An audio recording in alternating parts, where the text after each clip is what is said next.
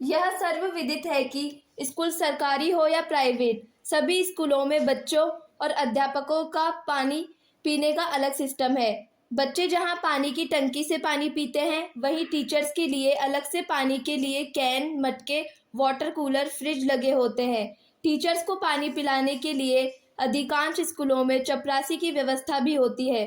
चतुर्थ श्रेणी के कर्मचारी ही सरकारी और प्राइवेट स्कूलों में टीचर्स को पानी पिलाने का कार्य करते हैं। सायला के सुराना गांव के सरस्वती स्कूल की यह घटना 20 जुलाई की है, जब बच्चे को मटके से पानी पीने पर स्कूल के संस्थापक छेल सिंह ने मारा। सिंह ने बच्चे से मारपीट की बात तो खुद स्वीकार की। उन्होंने पुलिस के सामने इस बात को कबूल किया और जो एक वीडियो मृतक बच्चे इंद्र मेघवाल के पिता देवाराम मेघवाल ने वायरल किया था, उसमें भी छेल सिंह ने इस बात को स्वीकार किया कि जो गलती हो गई उसे मैं मान रहा हूं, अब गलती हो गई उसे ठीक नहीं किया जा सकता। मैं बच्चे का इलाज करा दूंगा। और उसने बच्चे के इलाज के लिए 1.5 लाख रुपए भी दिए और परिवार को मुकदमा नहीं करने के लिए मना लिया गया।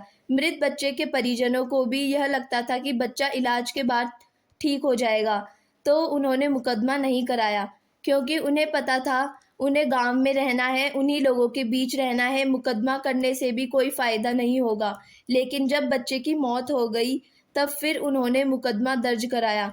मुकदमा घटना के लगभग 23-24 दिन बाद दर्ज हुआ। बच्चे की मौत के बाद जब मामला सुर्खियों में छाया, तब तक स्कूल ने स्कूल प्रशासन के मटके सब हटा दिए, लेकिन जहां पर मटके रखे रहते हैं वह परिंदा अभी भी बना हुआ है। दरअसल जब लंबे समय तक जहां पर मटके रखे जाते हैं वहां पर उसके निशान बन जाते हैं। इस स्कूल में भी कुछ लोगों ने इस पूरी स्क्रिप्ट को चेंज करने की कोशिश की। उन्होंने यह बात तो दिखा दी कि स्कूल में कोई मटका दिखाई नहीं दिया, यहाँ सिर्फ एक टंकी है, सब उससे ही पानी पीते हैं। इलेक्ट्रॉनिक मीडिया में जैसा पत्रकार चाहता है वैसा ही दिखाने की कोशिश करता है, लेकिन कई बार वह चालाकी करते समय यह भूल जाता है कि सामने वाला भी दिमाग रखता है। यहाँ भी साफ तौर पर ऐसा ही नजर आ रहा है। मीडिया के कुछ साथी लगातार गला फाड़ फाड़ कर इस बात को कह रहे हैं कि स्कूल में कोई मटका नहीं है, जिस मटके के कारण यह पूरा झगड़ा हुआ है, जिसके कारण एक मासूम की जान चली गई, और अब आप पूरी की पूरी स्क्रिप्ट बदलने की कोशिश कर रहे हैं। यह तो आप अपने प्रोफेशन के साथ अन्याय कर रहे हैं। अपराधी की कोई जाति नहीं होती और अपराधी को सजा ही मिलनी चाहिए। यह हमारा प्रयास होना चाहिए। सबसे खास और सबसे बड़ी बात यह है कि घटना के 25 दिन बाद जिस मटके के कारण यह घटनाक्रम हुआ, जिसके कारण बच्चे की पिटाई हुई, क्या वह मटका वहां पर रखा रहेगा? यह विचारणीय विषय है कि कभी किसी मर्डर करने वाले ने जिस लाठी, तलवार या रिवॉल्वर से किसी की हत्या की हो, क्या वह उनको साथ में लेकर घूमता है या फिर गले में लटका कर रहता है? ऐसा ही स्कूल में मटके वाली घटना को लेकर भी थोड़ा विवेक से सोचने की जरूरत है। जब घटना ही मटके के कारण हुई है, तो क्या स्कूल प्रशासन उस मटके को नहीं हटाएगा या इंतजार करेगा कि कब पुलिस आएगी और उसे गिरफ्तार करेगी, कब इस पर आंदोलन होगा? अब मटके वाली घटना से जोड़कर इस पूरी कवायद को दिखाया जा रहा है कि स्कूल में इस तरह का कोई मटका ही नहीं था। सब लोग इस टंकी से पानी पीते हैं। जिस टंकी से पानी पीना दिखाया जा रहा है, जिस टंकी को दिखाया जा रहा है, उस टंकी की जमीन से 1.5 से 2 फीट की ऊंचाई पर ही टूटी लगी हुई है। 1.5 से 2 फीट की ऊंचाई पर लगी टूटी से क्या 35 से 45 साल के सभी टीचर आसानी से पानी पी सकते हैं?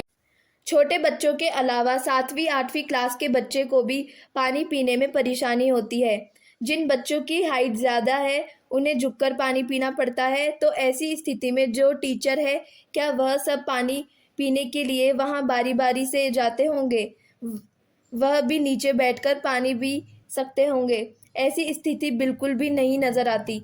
वीडियो में टंकी और नल दिखा रहा है, वह खुद पत्रकार एक बार बैठकर पानी पीकर दिखा दे तो मान जाएंगे।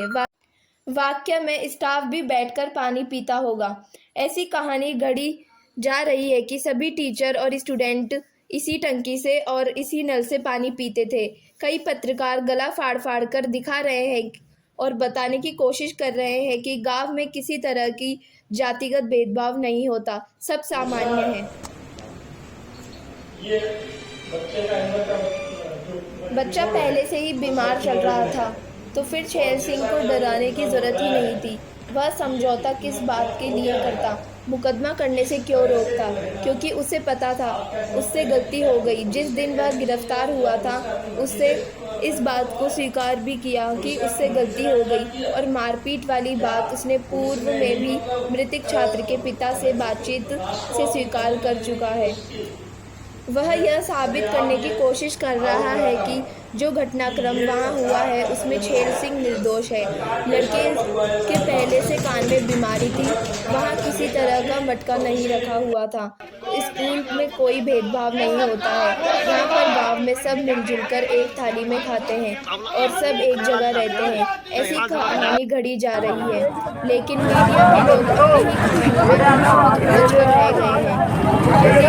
यदि लोगों से इस विषय पर और टंकी को लेकर सवाल किए जाए तो वह खुद अपने जवाब में उलझ जाएंगे, लेकिन उन्हें लगता है कि वह दुनिया के सबसे श्रेष्ठ बुद्धिजीवी और ज्ञानी व्यक्ति है। उनसे ज़्यादा कोई समझदार नहीं है। वह जैसा दुनिया को पढ़ाएंगे वैसा ही लोग समझेंगे। लेकिन अब ज़माना बहुत बदल गया है। आपकी तरह दूसरे लोग भी पढ़े लिखे हैं जो अपने विवेक का उपयोग कर सकते हैं। स्क्रिप्टेड स्टोरी बनाने, कहानी गढ़ने में, हकीकत को ढकने में सच्चाई दब नहीं सकती, बाहर निकल कर आती है। घटना को लेकर पूरे देश भर में अलग अलग लोग विरोध प्रदर्शन कर रहे हैं। कांग्रेस के नेता हो, चाहे भाजपा के नेता हो, या समाजवादी पार्टी के नेता, या बहुजन समाज पार्टी के नेता, सभी लोग घटनास्थल पर पहुंचकर विरोध जता रहे हैं।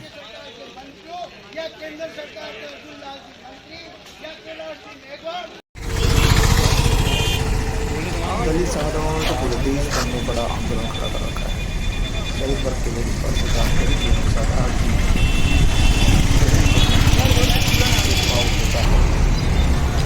घटना को लेकर साइला और साइला के आसपास के सर्व समाज के लोगों में भी आक्रोश है। सर्व समाज के लोग इस मामले को लेकर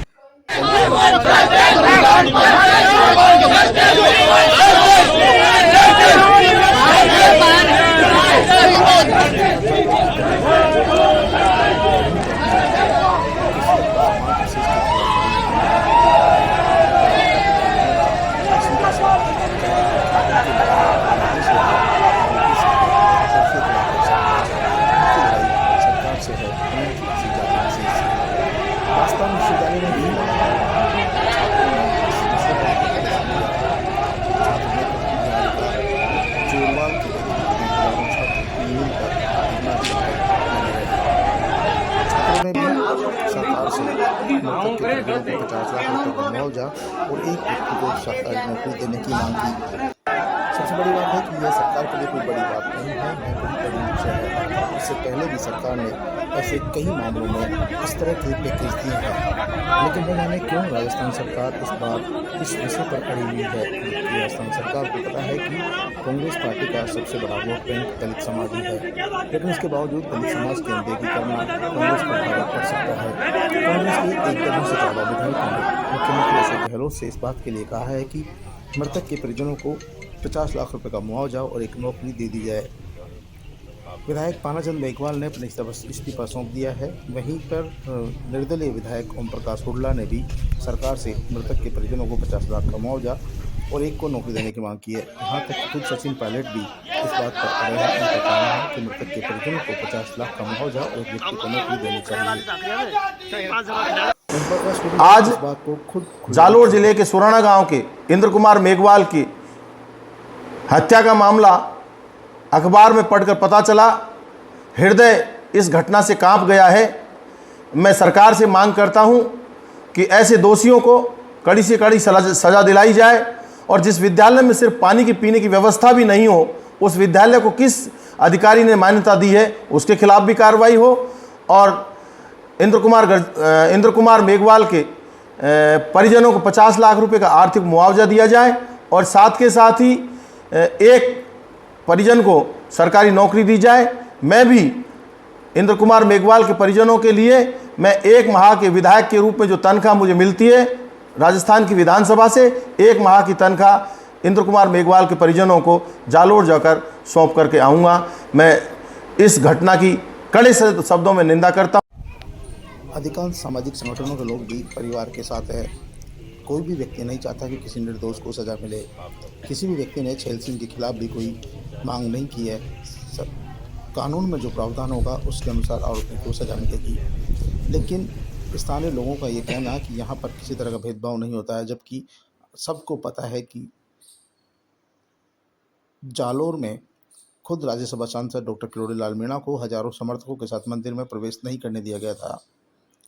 राजस्थान सरकार फिलहाल भीम आर्मी चीफ चंद्रशेखर आज़ाद से डरी हुई है और चंद्रशेखर आज़ाद को जालोर इलाके में घुसने में नहीं दिया जा रहा है।